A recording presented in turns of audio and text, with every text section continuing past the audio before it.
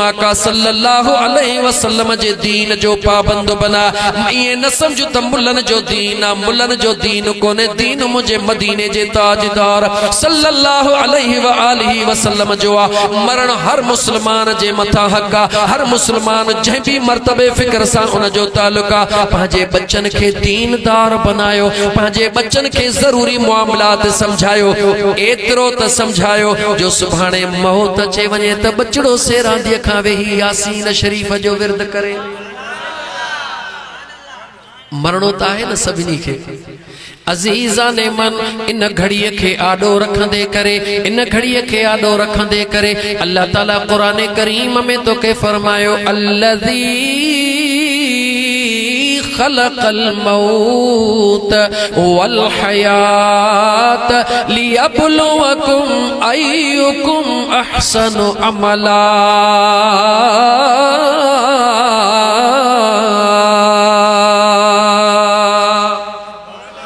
मुझे बेनियाज रब फरमायो मां अल्लाह दिसण तो चाहियां तवां के जवानी भी दिनी थम, हुस्न भी दिनो थम, जिंदगी भी दिनी थम, दुनिया जू तमाम नेमतों भी दिनियो थम। मां खुदा दिसण तो चाहियां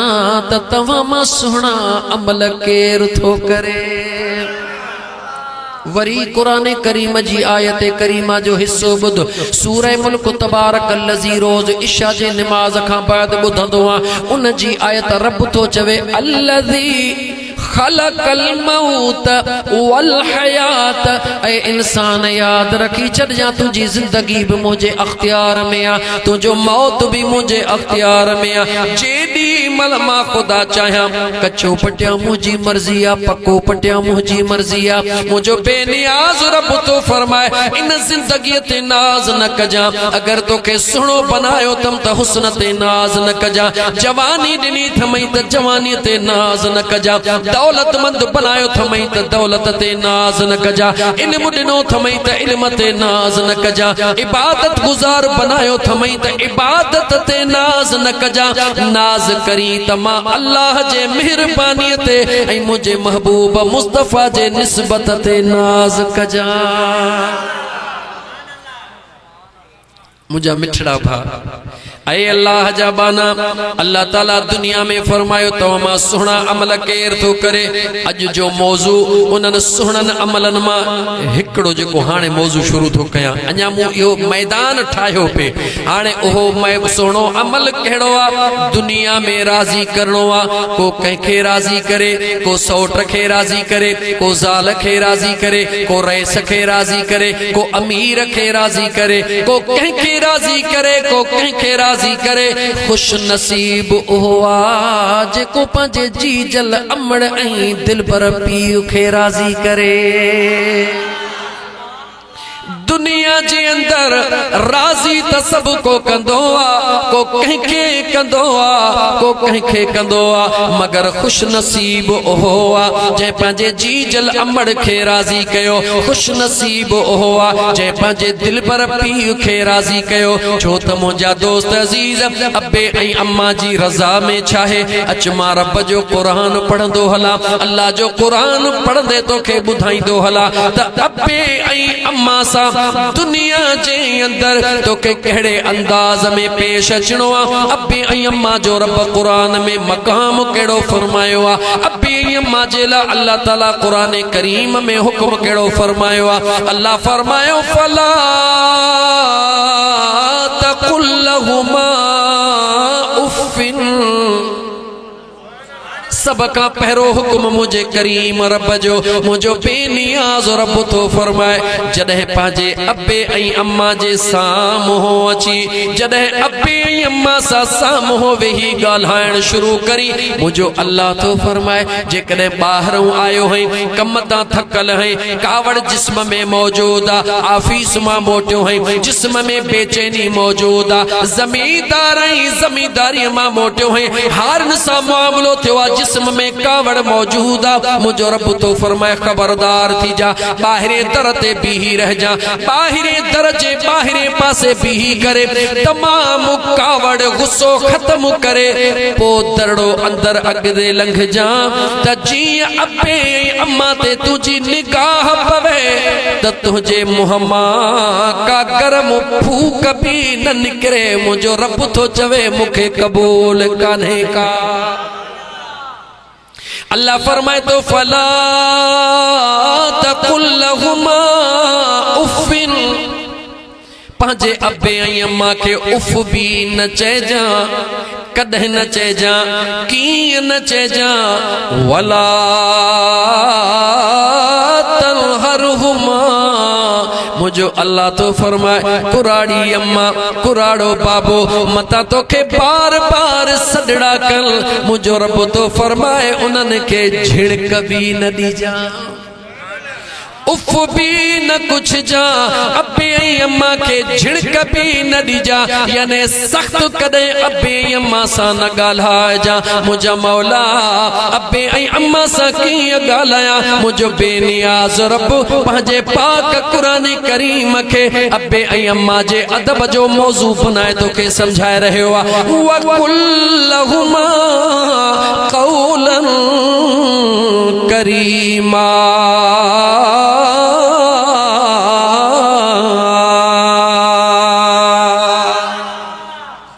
पंहिंजे अबे ऐं अम्मा सां जॾहिं कलाम करी, पंहिंजे अबे अम्मा सां कलाम करी नरम अंदाज में ॻाल्हाइजां, ज़ुबान तुंहिंजी सख़्त न हुजे, अखियूं अखियुनि में ॾेई न ॻाल्हाइजां, साम्हूं थी न ॻाल्हाइजां। मुंहिंजो सुहिणो करीम रब फरमाए रहियो आहे जॾहिं अबे ऐं अम्मा सां ॻाल्हाई वख़्फ़िद लहुमा जनाह ज़ुल्लि मिनर रहमा, मुझो बेनियाज़ रब फरमाए रहियो आहे हमेशा जे लाइ अबे ऐं अम्मा जे आॾो पंहिंजो बाहूं झुकाए रखजां। इन में राज कहिड़ो आहे यादि रखी छॾ मुस्लमान, तोखे अबे अम्मा जो क़दर नाहे, तोखे अबे ऐं अम्मा जी परवाह नाहे, लेकिन मुझे मदीने जे ताजदार सल्लल्लाहु अलैहि व आलिहि वसल्लम जे ज़ात बा बरकात खां पुछ त मुझे मदीने जे मीर फरमायो जेको शख्स पंहिंजे जी जल अमड़ दे रुगी खिली निहारींदो आहे, अल्लाह जी ज़ात उनखे 10 हजन जो सवाब अता फरमाइंदो आ। जीजल अमड़ दे खिली निहार, उन्हनि खां अमड़ जो पुछजन जी अमड़ नाहे, उन्हनि खां अबे जो पुछ जन वटि अबो मौजूद नाहे। मदीने जे साईं सल्लल्लाहु अलैहि वसल्लम फरमायो पंहिंजे दिल पर पीउ ॾे खिली निहारण सां अल्लाह जी ज़ात बाबरकात मक़बूल उम्रन जो सवाब अता फरमाईंदो आहे। मां मुस्लमान तोखां थो पुछां अबे ॾे खिली निहार उम्रन जो सवाब, अम्मा ॾे खिली निहार हज जो सवाब। ओ मुस्लमान लखे करोड़े रुपया खर्च करे हज ते वञो, हज अलाए कबूल थे अलाए न थे, पर जीजल अमड़ दे रुगी मुर्गी निहार मुझो मुस्तफा तो चवे त तुझो मुर्कण कबूल। असां तव्हांजी केॾी वॾी बदनसीबी आहे जो अबे ऐं अम्मा जे हुअण जे बावजूद नौजवान चवंदा आहिनि नौकरी कान थी मिले, ही कुछ कोन थो थे, ही कुछ। ओ खुदा जा बाना, अबे ऐं अम्मा जे नौकरीअ खां मथे ॿी कहिड़ी नौकरी आहे? इन जीजल अमड़ दे निहार मां मदीने जे ताजदार सल्लल्लाहु अलैहि वसल्लम जी हदीस पढ़ण खां पहिरीं अर्ज कंदो हला ऐं निमाज़ी निमाज पढ़ंदो आ छा जेला इन जेला त रब राज़ी थे, रब राज़ी थे त छा मिले? जन्नत मिले। ऐं गाज़ी जंग जे मैदान में छा जेला वए त जंग जे मैदान में हुजा शहीद थिया त रब राज़ी थे। ऐं क़ुरान जा कारी कुरान छा जेला पढ़ंदो आ इन जेला त मुझो रब राज़ी थे, रब राज़ी थे त जन्नत मिले। ऐ सखी खैर खैरात छा जेला कंदो आ इन जेला कंदो हा त मुझो रब राज़ी थे, रब राज़ी थे त जन्नत मिले। तू सब कुछ कंदो आ त हिय कया त मन जन्नत मिले, हिय कया त मन जन्नत मिले मुझे महबूब मदीने जे ताजदार सल्लल्लाहु अलैहि वसल्लम जी ज़ात तोखे सडड़ो करे चयो ऐ जन्नत जा शौकीन ऐ जन्नत जा आशिक काडे तू जन्नत के गोली मां मुस्तफा तो के जन्नत जो दस थो दिया अल जन्नत तहत अक़दामिल उम्महा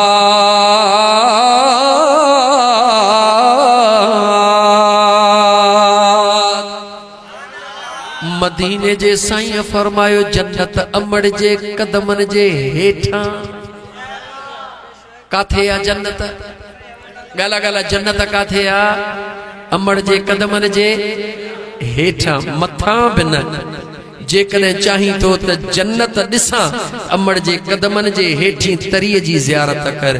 जे चाही तो त जन्नत जा दरड़ा चुमा त जीजल अमड़ जे कदमन जे हेठिन तरिन खे चुमियूं ॾे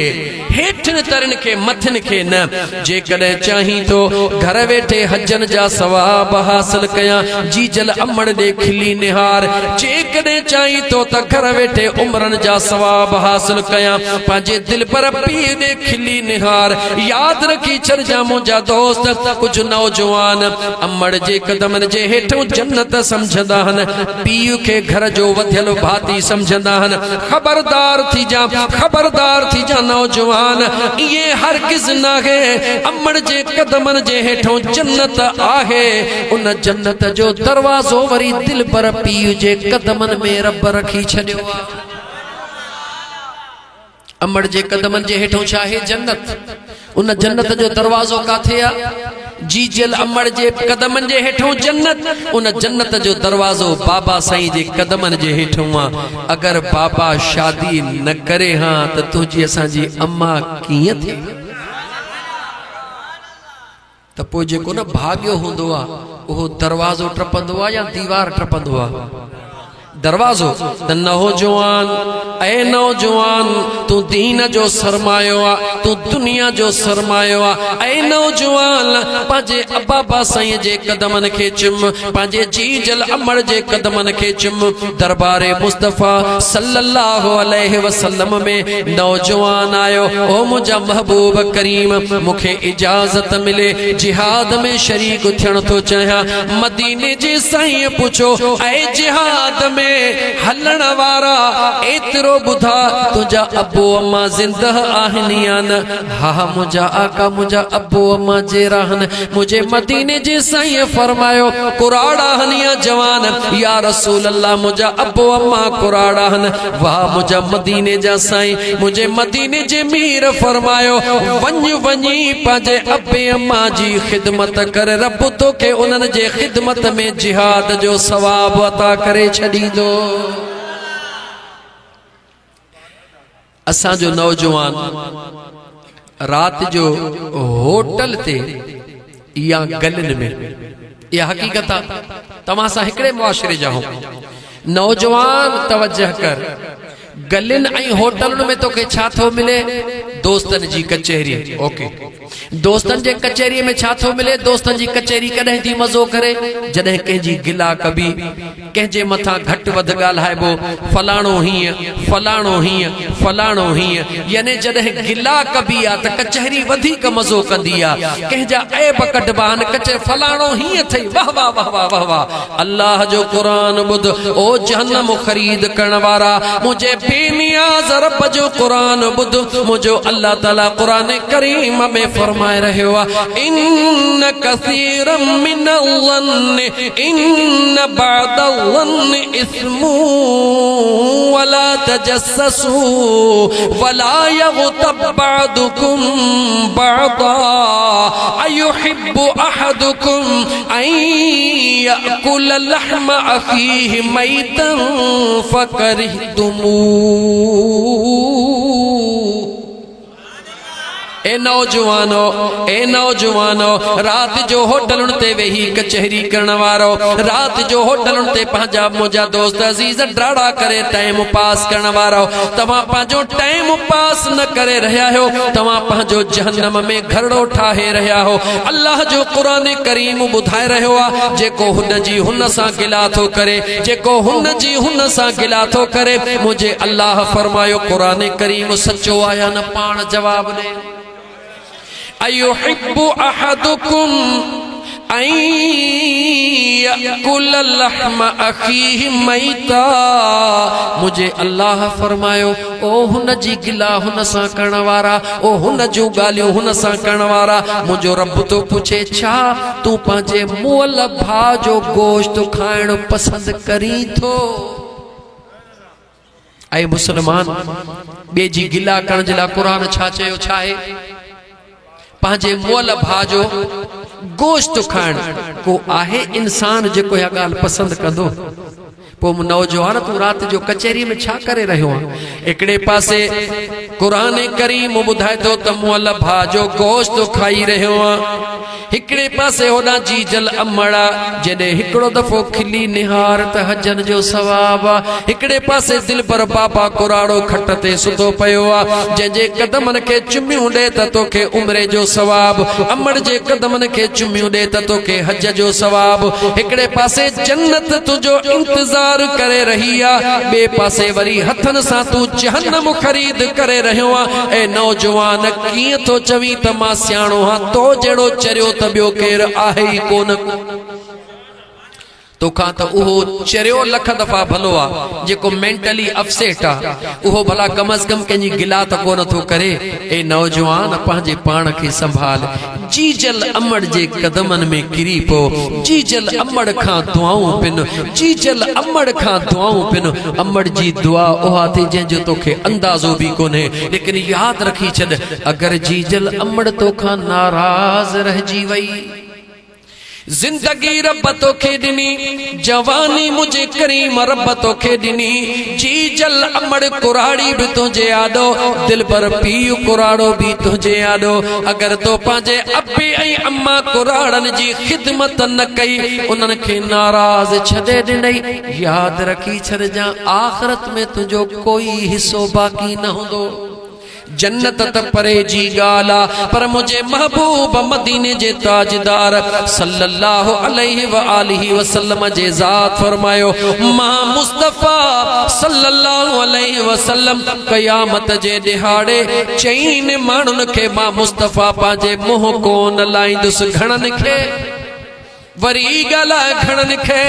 चईनि माण्हुनि खे मुंहुं कोन लाईंदुसि चईनि माण्हुनि जी मां मुस्तफ़ा करीम शफ़ात कोन फरमाईंदुसि या रसूल अल्लाह सल्लल्लाहु अलैहि वसल्लम उन चार कहिड़ा माण्हू मुंहिंजे मुस्तफ़ा करीम फरमायो सभ खां पहिरीं उहो शख़्स जेको पंहिंजे अबे ऐं अम्मा खे तकलीफ़ ॾींदड़ अबे ऐं अम्मा जो बेफ़रमाना मां मुस्तफ़ा क़यामत जे दिहाड़े भी उनके पांजो दीदार कोन कराईंदुसि। जवाब दे अमड़ तुझी आ अबो तुझो आ लेकिन मुझे मुस्तफ़ा जो प्यार निहार मुझे मदीने जी ताजदार सल्लल्लाहु अलैहि वसल्लम जा बांधड़ा मुझे आका करीम अलैहिस्सलातु वस्सलाम तोला जन्नत जा दरड़ा खोले छड़िया मदीने जी साईं फरमायो बियो उन शख्स के मां मुस्तफ़ा करीम क़यामत जे दिहाड़े भी मुंह न लाईंदुसि शफ़ात न फरमाईंदुसि जेको शख्स मां मुस्तफ़ा जो इस्म ॿुधी ऐं वरी दुरूद न पढ़ंदो हुजे। मुझे हबीब फरमायो त जॾहिं मां मुस्तफ़ा जो न तव्हां जाॾो इस्म वरतो वञे त मां मुस्तफ़ा ते दिल खोले दुरूद पढ़ो जेको दुरूद पढ़ंदो मां मुस्तफ़ा उन जी शफ़ात फरमाईंदुसि। अजीज़ाने मन 3 नंबर ते मुझे करीम आका सल्लल्लाहु अलैहि व आलिहि वसल्लम जे ज़ात बाबरकात फरमायो ओहा औरत जेका पंहिंजे मुर्स जी बेफरमान मां मुस्तफ़ा उनके भी पंहिंजो दीदार न कराईंदुमि उन जी शफ़ात भी मां मुस्तफ़ा कोन फरमाईंदुसि जेका पंहिंजे मुर्स खे नाजायज़ तंग कंदी आहे जेका पंहिंजे मुर्स जे आॾो एतिरो उनके ग़ैर ज़रूरी तंग कंदी आहे जो जो उहो मुड़स बेवस थी करे कुछ गलत करण ते मजबूर थी पवंदो आ। मुझे करीम आका सल्लल्लाहु अलैहि वसल्लम फरमायो एड़े शख्स एड़ी औरत के भी मां मुस्तफा न पांजो दीदार कराइंदुस न वरी उन औरत के मां मुस्तफा शफात मुझी नसीब थींदी। मुझा दोस्त अजीज औरत जेला मुझे करीम आका सल्लल्लाहु अलैहि वसल्लम फरमायो जेका औरत पांजे मर्द जे खुशी जेला पांजे मर्द के खुश रखण जेला रुगी घर में सिंगार करे वेहंदी आ इन नियत सा त मुझो मुड़स मुखे दिसी खुश थे। मदीने जे साईं फरमायो त दरिया जो मच्छू बोन ला खैर जी दुआ घुरंदियूं हने। जेका औरत रुगी इन जे ला घर में खुश थी वे त मुझो मुड़स मुखे दिसी खुश थे। मुझे करीम आका सल्लल्लाहु अलैहि व आलिहि वसल्लम जा परवानो दीवानो लेकिन मुझे करीम आका मर्दन जे मथा भी ज़ाल जा हक रखिया हन। ये नहीं त मुझे करीम आका रुगी औरत जे मथा मर्दन के भी मुझे करीम आका सल्लल्लाहु अलैहि व आलिहि वसल्लम जे ज़ात ताकीद फरमायो आ त तव्हां मां भलो उहो आ तव्हां मां भलो उहो आ जेको पंहिंजे घर वारन सां सभिनी खां वधीक भलो हलण वारो आ। अजीज दोस्तो मदीने जे मीर सल्लल्लाहु अलैहि व आलिहि वसल्लम जे ज़ात भलो उनके चयो आ जेको पंहिंजे घर वारन सां भलो हलंदो आ त तोखे मदीने जे मीर हुक्म फरमायो। कीअं हुक्म फरमायो हिक हदीस जो हवालो ॾेई मां अॻिते वधां छो त मुझे करीम आका फरमायो अना खैरुकुम लि अहली मां मुस्तफा तव्हां सभिनी खां वधीक पंहिंजे बचड़न सां भलो हलंदो हाँ। याद रखो हिन वक्त दुनिया जो वडे में वडो मामलो इहो थव हिकड़ो नौजवान पंहिंजे अबे अम्मा जो अदब करे जेको नथो करे। ॿियो मर्द पंहिंजे घरवारीअ जी इज्जत करे जेका नथो करे। ऐं टियों औरत पंहिंजे मर्द जी इज्जत करे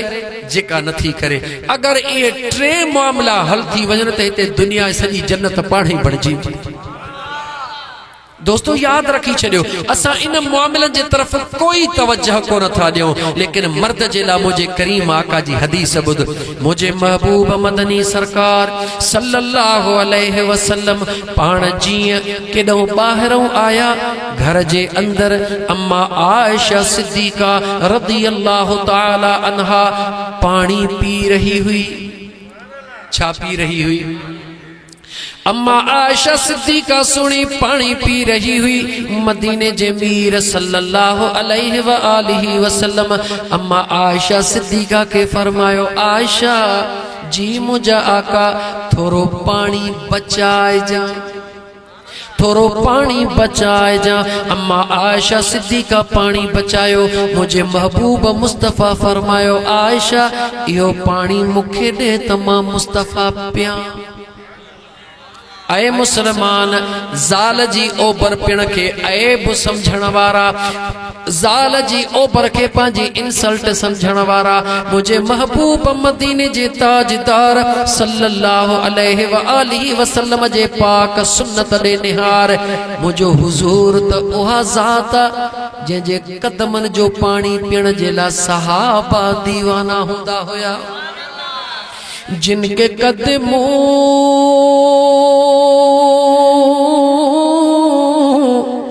का धोवल है आबे हयात है वो जाने मसीहा हमारा नबी सबसे आला व औला हमारा नबी सबसे बाला व वाला हमारा नबी।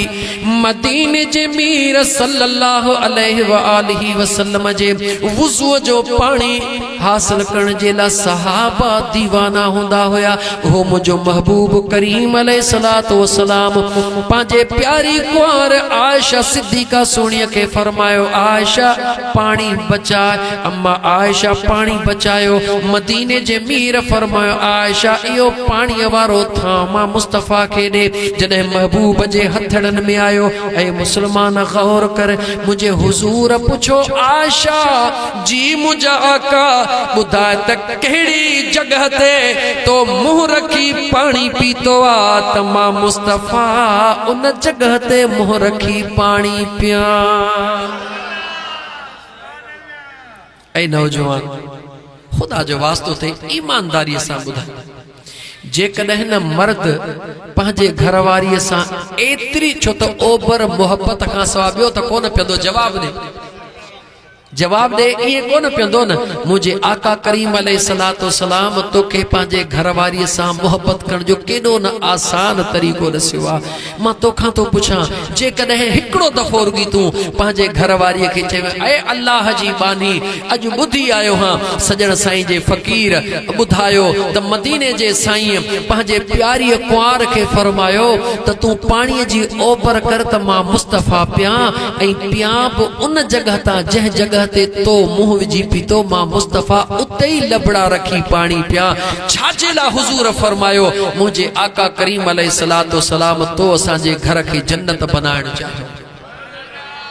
छो तो मुझे महबूब के तो असांजे अंगड़ाइन जी सजी खबर आ। याद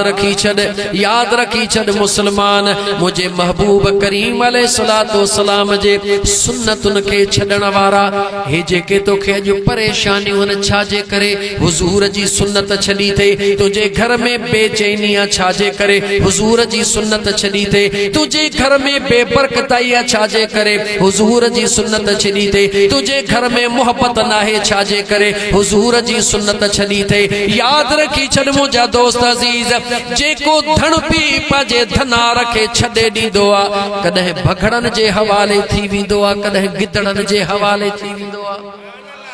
ये आहे या न जेको धन पंहिंजे धनार सां गॾु हलंदो आहे भगड़ उनके कोन खाईंदो आहे गिदड़ उनके कोन खाईंदो आहे लेकिन वधी करे ॻाल्हि ॿुध जेको धन पंहिंजे धनार सां गॾु हूंदो आहे अगर उन धन कंहिंजी भेल कई हारी ॾंडो खणी आयो उहो धनार अॻियां थी बीहंदो बाहूं ॿधी चवंदो ए हिन फसल जा मालिक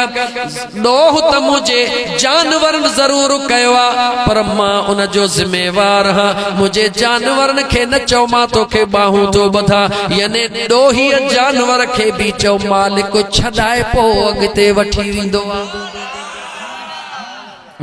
आ या न पो जॾहिं ॾोही जानवर के भी उहो धनार उहो छॾाईंदो आ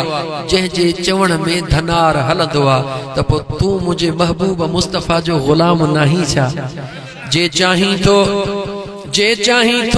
तुझे घर जी बेबरकताई खत्म थी वने जे चाही तो तुझे घर जा झेड़ा खत्म थी वनन जे चाही तो तुझे घर में अमन ऐं सुकून अचे वने जे चाही तो तुझे घर मां बीमारियों खत्म थी वनन ओ मुसलमान भा को दुखियो कम कोने को का मुश्किल काने का के विरद वजीफा कोनन के बस मुझे महबूब मुस्तफा जे शरीयत ऐं सुन्नत जे मथा अमल कर तो जो घर दुनिया में तोला जन्नत बन जीवी दो दुखियो केड़ो कमा अगर शादी शुदा है पांजे घरवारी के इज्जत दे पांजे घरवारी से प्यार कर अब्बो अम्मा मौजूद थे सुबह शाम उनन जे कदमन के चुमियो दे अब्बे अम्मा जी खिदमत कर उनन के जी चो उनन जे सेहत जो ख्याल रख मुझा दोस्त अजीज अगर औलाद वारो है त पांजे औलाद जे जरूरतुन जो ख्याल कदे पांजे औलाद के मुझे सुने नबी पाक अलैहिस्सलातु वस्सलाम जे शरीयत सुन्नत जो रस्तो सेखार ॾिस त मुझो रब तुझू परेशानियों दूर करे थो या नथो करे तो असा खां त हिकड़ी औरत जो किस्सो खणा हिकड़ी औरत जो अल्लाह जी नेक बानिया हिकड़ो पुटड़ो आ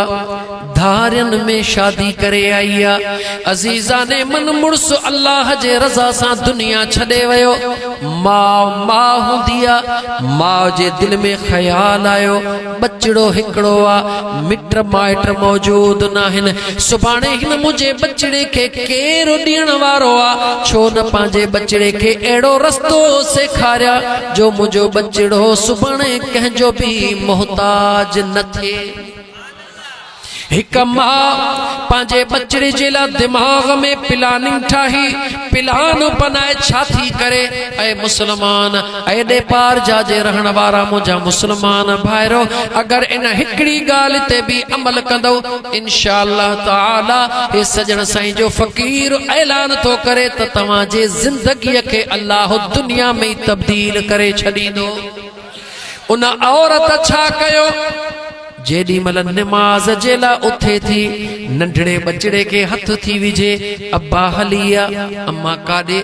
अब्बा हलिया वुज़ू कयूं। अम्मा वुज़ू छा के चइबो आ, बच्चा जीअं मां थी कयां तीअं कर। बचड़े हथड़ा धोता, अमड़ खे ॾिसी करे मुंहं खे पाणी हयो, अमड़ पंहिंजो मुसल्लो विछायो, बचड़े खे चयईं बचड़ा हिन मुसल्ले ते वेह।